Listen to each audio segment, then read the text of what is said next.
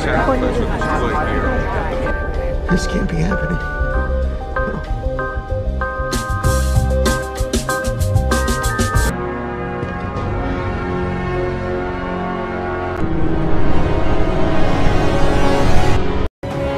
Okay, here we go, everyone.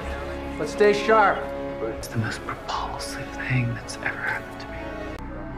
Come on, motherfuckers, let's light this fucking firecracker, huh? 4, 3. Halo sahabat Bones, kumaha cara gerieuh? Hari ini Mimin akan menceritakan tentang seorang mahasiswa yang menemukan adanya sebuah komet yang mengorbit di dalam tata surya. Komet berukuran besar diprediksi akan bertabrakan langsung dengan bumi. Yang jadi masalah utama yaitu tidak adanya yang benar-benar peduli dengan apa yang akan terjadi. Seperti apakah kekacrutannya akan terjadi? Sebelumnya jangan lupa like, komen, dan subscribe dulu ya sahabat Bones. Oke, cekidot. Cerita diawali dengan seorang mahasiswi astronomi yang bernama Kate Libisky yang sedang mengamati bintang-bintang dan tak sengaja menemukan momen langka yaitu sebuah komet menuju tata surya. Kate menunjukkan pada seorang profesor yang bernama Prof. Mindy. Kate pun diberi selamat dan komet itu dinamakan dengan nama belakangnya yaitu Komet Libisky. Comet Libisky, right? Setelah menghitung kecepatan komet, Prof. Mindy seketika terkejut. Prof meminta semua mahasiswa pulang kecuali Kate. Kate, stay. Prof langsung menghubungi NASA, lalu menghubungkannya dengan Dr. Teddy, sang kepala pemerintah.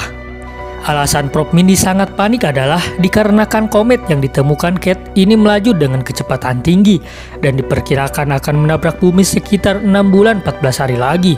Memiliki lebar sekitar 5-10 km atau setara dengan 100 kali lipat lapangan sepak bola yang akan membuat bumi kiamat. First move is to get the school field trip out here to DC. Dr. Teddy, Prof Mindy, dan juga Kate meminta untuk menghadap presiden. Presiden tampaknya sedang sibuk mengurusi pemilu.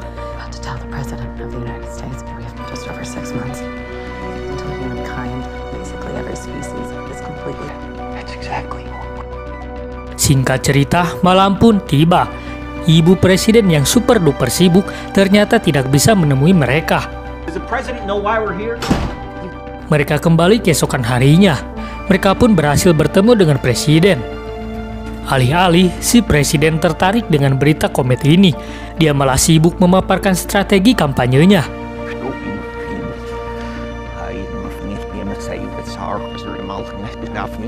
This comet is what we call a planet killer. I say we sit tight and assess. Lalu scene berpindah pada Peter, seorang CEO dari perusahaan ponsel yang sedang mempresentasikan fitur terbaru ponselnya. So many choices. Sometimes it can even feel like too much. Lalu scene kembali pada Prof Mindy dan juga Kate yang tengah berada di stasiun TV. Mereka berencana membeberkannya lewat media TV karena presiden kurang menanggapinya. Tapi sayangnya, berita tentang kosmik tidak begitu cukup menarik perhatian. I knew I would like this guy. Sure you are. That's what you're saying. That's what he's saying. Dr. Mindy, we'll never get out of here. Now, Jack was having some fun here, you know. Dad looks great. Doesn't he look good? They did something with his beard. No, with the aliens. Akhirnya, mereka menyerah dan kembali menjalani hidup seperti biasa tanpa memperdulikan lagi kometnya. FBI, freeze! Get on your knees right now! Tiba-tiba, mereka didatangi FBI dan dibawa kembali menghadapi ibu presiden. Ternyata ibu presiden akan memanfaatkan berita kiamat untuk mengambil keuntungan, sekaligus pencitraan agar mendapatkan banyak dukungan dari masyarakat. Dia akan berpura-pura menjadi pahlawan bagi umat manusia dengan mendukung penuh upaya NASA dan juga militer yang akan meluncurkan nuklir untuk membelokkan jalur komet. Berita peluncuran roket pun langsung trending. And we are fully prepared to mobilize in a historic fashion in order to save this planet. Really? This comet, 9 kilometers wide, is now on a direct collision course with our cherished home, planet Earth. And that will enable NASA and our great military to launch a preemptive.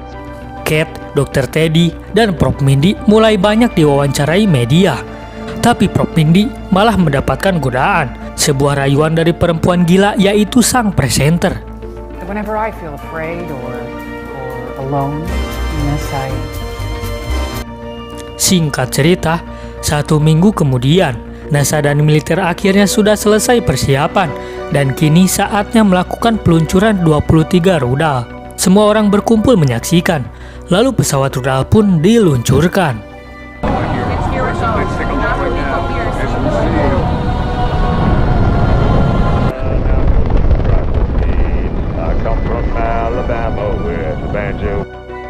Tetapi belum sampai pada objek yang dituju, pesawat tersebut malah putar arah dan berbalik ke bumi. Orang-orang pun merasa kebingungan. Terlihat Prof. Mindy, Dr. Teddy, Kate yang dikurung di sebuah ruangan. Tak lama Prof. Mindy diminta untuk menghadapi presiden. Ternyata di sana sudah ada Peter Isherwill. Peter ternyata dalang di balik semuanya. Dia mempengaruhi orang-orang di sana dengan mengatakan komet yang sedang menuju ke bumi mengandung banyak mineral berharga seperti logam mulia yang berharga triliunan USD. Maka dari itu, Peter mengusulkan untuk memecahkan komet tersebut menjadi bagian kecil dengan ron yang dilengkapi fungsi nuklir buatannya, sehingga tidak perlu untuk membelokkan jalurnya. Semua ini dilakukan untuk demi keuntungan dirinya semata. He works the Pentagon. And the thing is, he actually pulled it off.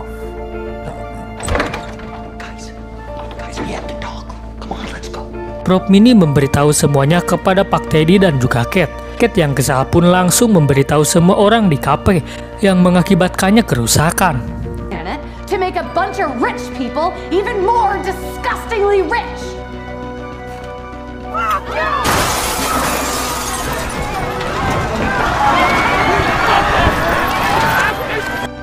Akibatnya, Kate tidak diterima oleh keluarganya karena telah bikin onar.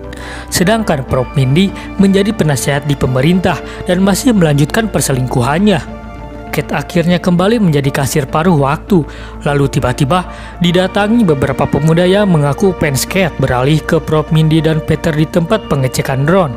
Terlihat Prof. Mindy tidak setuju dengan ide Peter karena belum teruji, tapi malah dimarahi presiden dan berujung pemecatan.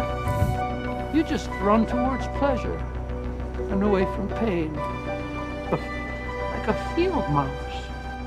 Malam Jumat 2 bulan sebelum tabrakan, komet itu pun sudah mulai tampak terlihat jelas. Ibu presiden justru malah semakin gencar melakukan kampanyenya sambil menjual jasanya. Masyarakat tidak berbuat banyak atas pemerintah. Sekarang manusia benar-benar menggantungkan harapan dan juga keselamatan mereka pada drone-nya si Peter. Prof. Mindy pun memutuskan untuk pulang ke rumah keluarganya dengan membawa Kate dan juga pacar berondongnya.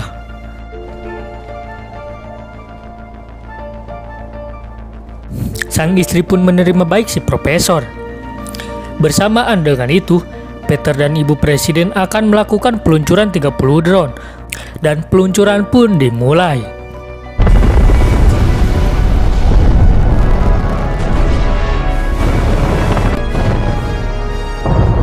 Yo, what was that?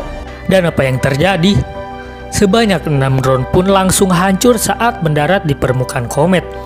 Tapi tenang saja sahabat Morse, masih ada 24 drone lagi. Pada pengawasan melaporkan bahwa komet masih utuh dan ledakan drone tadi hanya menghancurkan sekitar 2% saja dari keseluruhan tubuh komet. Okay. Alright. Commence simultaneous explosive separation stage now.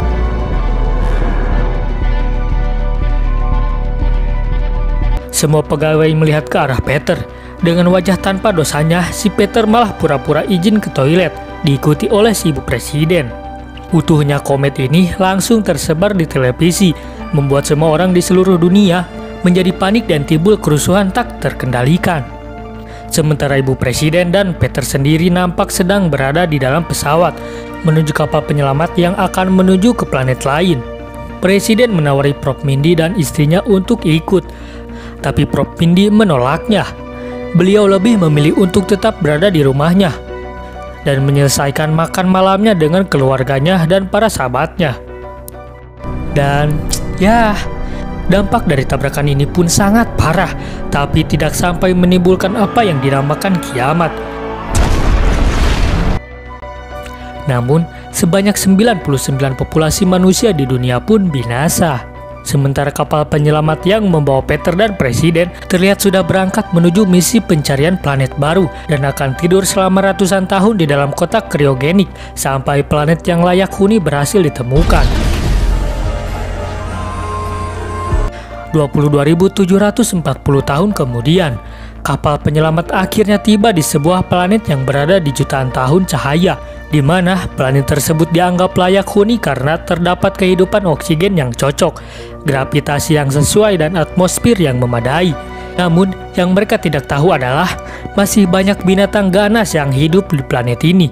Sehingga perjalanan jauh ibu presiden dan 2.000 orang kaya yang ikut harus sia-sia setelah dimakan oleh para makhluk buas yang ada di planet asing ini.